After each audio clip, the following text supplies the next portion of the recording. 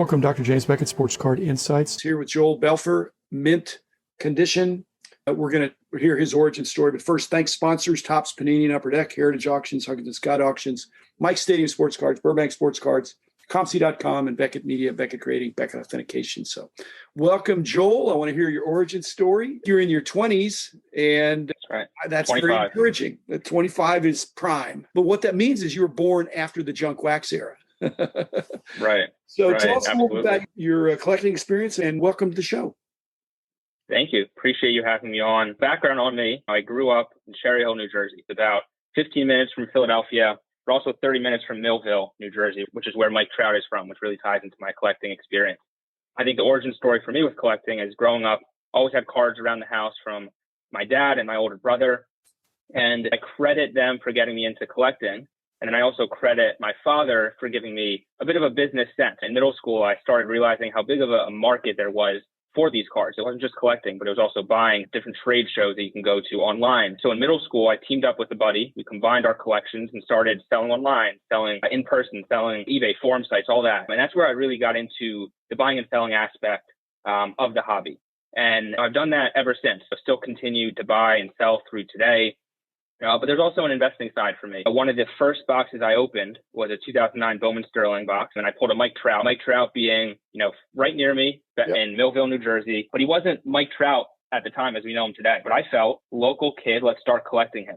And he was the first player I really started collecting seriously. And to this day, I haven't sold one Mike Trout card that I collected when he was in the minors. So that's my origin story for how I got into the hobby and how I participate on the collecting and investing. And then secondarily, through college and through the beginning of my professional life, the hobby has taken a little bit of a back seat given my focus on my career. I went to the University of Michigan, got a degree in finance and accounting, and for the last 3 years have worked in finance, first in investment banking and now in private equity. And actually over the last year or so, I see the hobby blowing up and I think, how can I be part of the hobby, but also maintain my full-time job, which leads into the Mint Condition newsletter. I think Scoreboard was headquartered in Cherry Hill, wasn't it? That's right. I believe so. Classic where Ken Golden, wasn't that where Ken? I think so. And his dad and him started it. And I think they were in Cherry Hill. But their big years were in the early mid-90s, but then that kind of played out. And Ken obviously resurrected to great success with his auctions. He's always been a great marketer and promoter. But I think that was happening in Cherry Hill. But Millville, is there a better way to get started than in 2009 picking on Mike Trout? How does it get any better than that? If you were in Dallas and you're 13 years old and it's 2018 and you think, we're just going to take a flyer on this Luka guy in basketball. But everybody else was doing it, but nobody else was doing it with Mike Trout in 2009, 10, 11. And that's the special thing, in that Mike Trout wasn't even the first pick of the Angels in that year. They drafted Randall Grichuk in front of him. They were worried that Trout wanted too much money, he wasn't going to sign. So he slid in the draft. So he wasn't even the top prospect coming out that year. Quite a story to be the first player that I collect. And like I said, I've held the cards through today. Haven't sold one card. Okay. You don't have to sell them, but since you're a finance and accounting guy, can you not securitize those or borrow against them through one of these other entities in the industry? There are people who would vault your good cards and extend you credit or something. You don't have to sell them, but have you thought about that? I've thought about that a bit. I think more so on the fractional side, I've really thought about it over the last year, 2 years, where you see high value cards being listed and the seller being able to retain a substantial portion of ownership in the card. So that is something I have considered. I haven't pulled the trigger yet on it. Around securitizing it, I haven't thought about that. I think save that for a rainy day if it's needed, and I go into the well and use the cards. But I think the fractional piece is something that I'm more seriously considering. And I think the consideration is, do I really want to even sell a portion of it? I honestly think I am a finance individual. I have great focus on the investing side of it and on the returns, but because I've held it for so long, there's of course a sentimental aspect to it as well. So that's why I haven't really pulled the trigger on any of those. Okay. Again, I get to do these podcasts and I get to ask any question I want to ask, and it depends on the person. But I've been listening to other podcasts, and I forget whether it was John Newman or Mike Summer. Somebody was talking about shorting, or maybe Chris McGill. What would happen if there was people shorting? But in effect, you could short your Mike Trouts by fractionalizing and putting them up into the fractional space. and selling half your interest with the hope, the perverse hope, that you could buy back that half at a lower price later. You'd in effect be short. Fair. So you'd get to keep half the card. It's still majority. You could keep 51%, let's say. But if the value went down, at any rate, just interesting. Fractional brings a real interesting dynamic to our industry. And I think it's here to stay and it's going to grow. But one thing I haven't seen, I don't know if you've commented on this, but with the fractional offerings that are out there, I don't know if there's been an analysis. If I was younger, I would do this, but you're younger, so you can do this. But whether or not the performance of the fractional assets is better or worse, is it correlated with the retention percentage of the owner? If somebody's keeping 50% or 20% or 80% or whatever, does it provide more stability, let's say?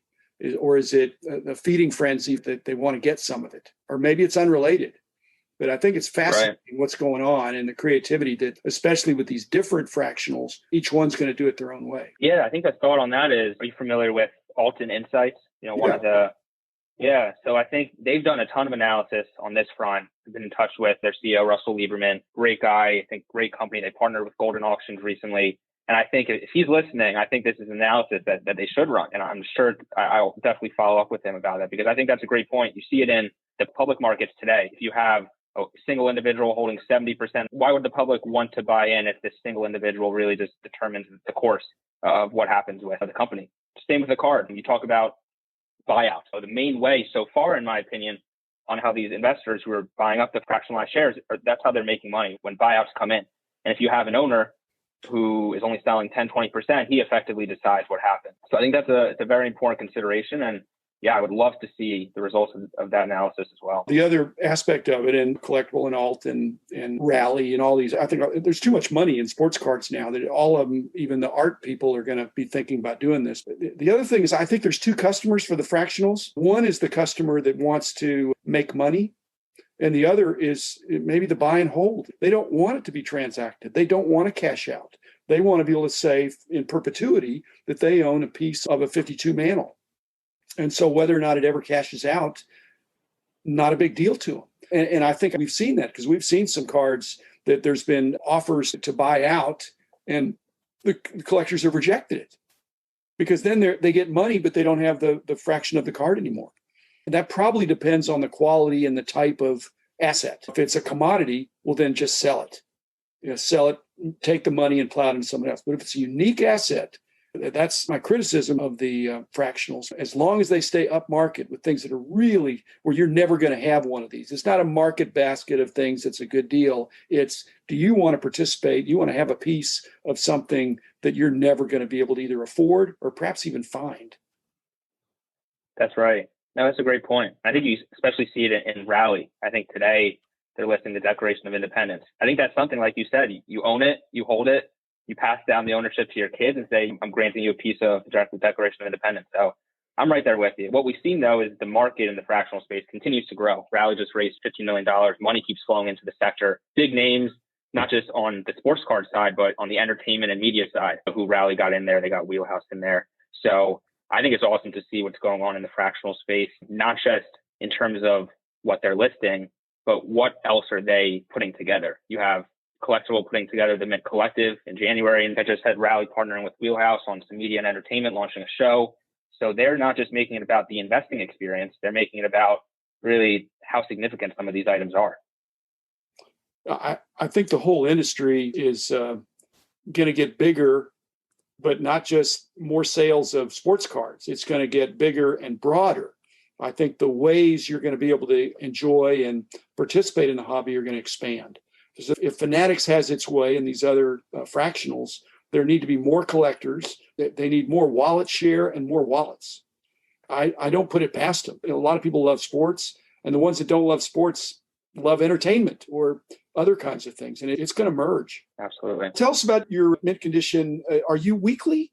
Because it seems like you were weekly for a while. So I was weekly. Had to switch a little bit due to my full-time work, especially during COVID. The finance world really blew up and work got crazy. But I wanted to stay connected to the hobby, not just buying and selling cards, but in a different way. But really just sat down, thought about how can I contribute to the hobby, combining knowledge both of the hobby, but of business as well. Getting an undergraduate business degree, working on Wall Street, And that's how the idea for Mint Condition came about. It really starts out with a summary of one of the leading stories in the hobby, and then my perspective, breaking it down from a hobby and business angle, whether that be breaking down the competitive landscape in the fractional industry, whether that be my suggestions for what Topps and Panini should do in lieu of Fanatics entering the industry. So I try to provide a unique perspective on the stories that you read about, and really just also providing the latest updates on the auction side, in the fractional industry, and then a little bit of around the horn, some of the major headlines that you might have missed. I mean, I've gotten a great following so far, which is very encouraging. I've gotten individuals from across the hobby, whether it be at Topps, Collectible, Blackstone, Fanatics, all who are becoming subscribers of the newsletter. I mean, I've been able to fortunately connect with so many of them and meet so many people through this newsletter, which is awesome. And yeah, I was doing it initially pretty regularly, a few times a week. Had to scale it back a little bit just because of work demands. Definitely try to do it as much as possible because I love it. I love writing. I love staying connected to the hobby, and this is how I think you do an excellent job. I enjoy getting it. And I think my listeners are wondering, yeah, Dr. Beckett, you probably can afford it, but how we can't afford Joel's Mint Condition. Oh, wait, it's free. That's right. It is free to everybody. It's one of the best deals in the hobby. When I was doing the magazines weren't free. That had a lot of content in there, but you're providing excellent, fresh content and providing it free. Are you getting hit in a full-time way or a part-time fractional way? Are you being contacted? Because I think you're on the cutting edge of some things, and it would seem some of the players would be interested in either your insights or you being on their team, part-time or full-time. First off, appreciate the kind words and you subscribing and reading the newsletter. I think in terms of being headhunted, I would say, yeah, I have had conversations with multiple different companies in the space. This has opened up some conversations about opportunities down the road. And I say down the road because I still do being in finance. I think there's a benefit to working in private equity. There's tons of skills to learn in the industry. And I recently just joined the industry.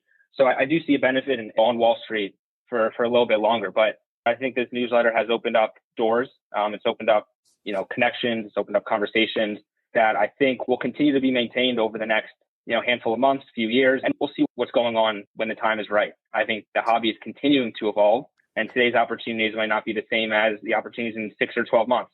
So I think that's also a big consideration. A lot of companies are entering the space, raising money, but the landscape might look a lot different in a year or two.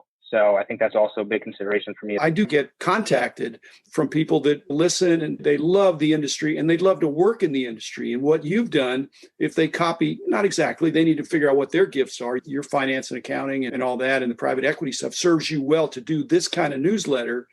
But you've created visibility for yourself. Some of my listeners that would love to work in the industry. In fact, instead of cold calling the card companies or Nat Turner, just do something of value that people say, hey, they'll contact you. So keep up the good work. Right. And again, that's a good example for other, not just 25-year-olds, but 35-year-olds, 45-year-olds, and 55-year-olds. Thanks, Joel. Thanks, listeners. We'll be back again tomorrow with another episode.